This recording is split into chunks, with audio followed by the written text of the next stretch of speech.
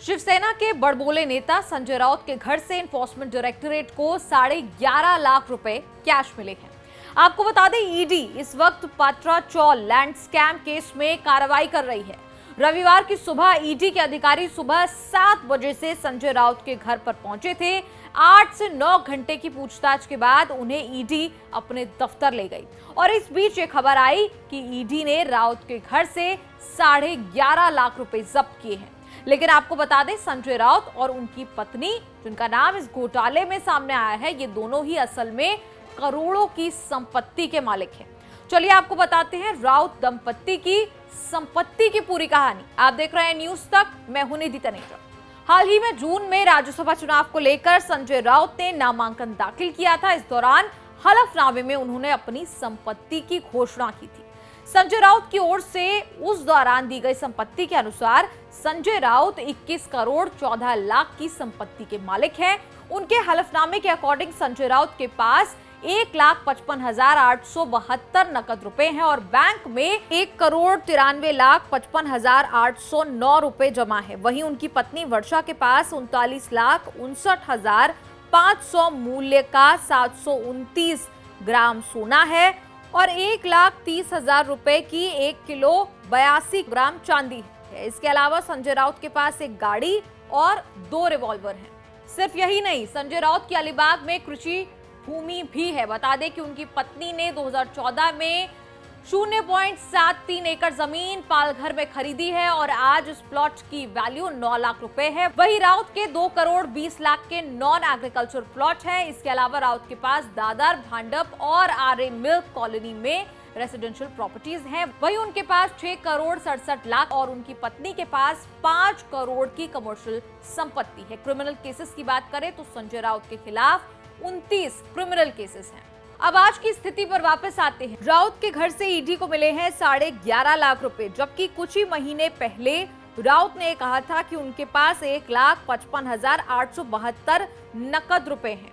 ये कैश उनकी तरफ से डिक्लेयर किया गया था। अब ये बाकी का रुपए किसका है, उनकी पत्नी का है, संजय राउत खुद जाने और ईडी को जवाब दे। लेकिन यहाँ हमने आपको संजय राउत की संपत्ति की जानकारी इसलिए दी क्योंकि उन पर एक मनी लॉन्ड्रिंग केस का ही ईडी जो है उस पर जांच कर रही है और इसमें पैसों की हेराफेरी के गंभीर आरोप लगाए गए हैं। देखिए, मामला 2007 का है। दरअसल मुंबई के गोरेगांव में एक चौल है जिसका नाम है पात्रा चौल।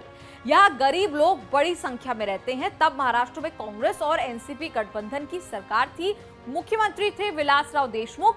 सरकार ने एक योजना बनाई थी। कहा था कि पात्रा चौल में रहने वाले 672 किराएदारों को फ्लैट मिलेगा। इसके लिए housing development and infrastructure limited यानी कि HDIL की सहायक कंपनी गुरु आशीष कंस्ट्रक्शन को Maharashtra housing and development authority MHADA ने कॉन्ट्रैक्ट दे दिया था। कॉन्ट्रैक्ट के मुताबिक गुरु आशीष कंस्ट्रक्शन की तरफ से 672 फ्लैट चौल के किराएदारों को देने होंगे और 3,000 फ्लैट महाडा को हैंडओवर करने होंगे। 47 एकड़ जमीन पर ये फ्लैट बनने थे। तय ये भी हुआ था कि किराएदारों और महाडा के लिए फ्लैट तैयार करने के बाद जो जमीन बच जाएगी उसे बिक्री और विकसित करने के लिए अनुमति देनी होगी। अब सब कुछ तय था कि कौन कौन क्या करेगा और कैसे करेगा, लेकिन कॉन्ट्रैक्ट लेने वाली फर्म गुरु आशीष कंस्ट्रक्शन ने ऐसा नहीं किया। फर्म ने ना तो चौल के लोगों के लिए फ्लैट बनाया और ना ही महाडा को कोई फ्लैट दिया। कंपनी ने जमीन 8 अन्य बिल्डरों को 1000 करोड़ रुपए में बेच दी। इस घोटाले में गुरु आशीष कंस्ट्रक्शन और housing development and infrastructure limited यानी HDIL के लोग शामिल थे। ये कंपनी देश के चर्चित PMC घोटाले में भी शामिल है। कंपनी के डायरेक्टर ने अपने और अपने परिवार के सदस्यों के नाम पर बैंक कर्मचारियों और अफसरों के साथ मिलकर फर्जी तरीके से लोन लिया। फिर कंपनी ने NPA को खत्म करने के लिए 250 करोड़ रुपए का फेक डिपॉजिट बैंक में दिखाया। इसके बाद बैंक ने फिर से NPA वाली कंपनी HDIL को फ्रेश लोन दे दिया। अब आप सोचेंगे इससे संजय राउत का क्या कनेक्शन, तो सुनिए। जिस HDIL ने ये दोनों घोटाले किए थे उसके डायरेक्टर प्रवीण राउत, सारंग वधावन, राकेश वधावन है।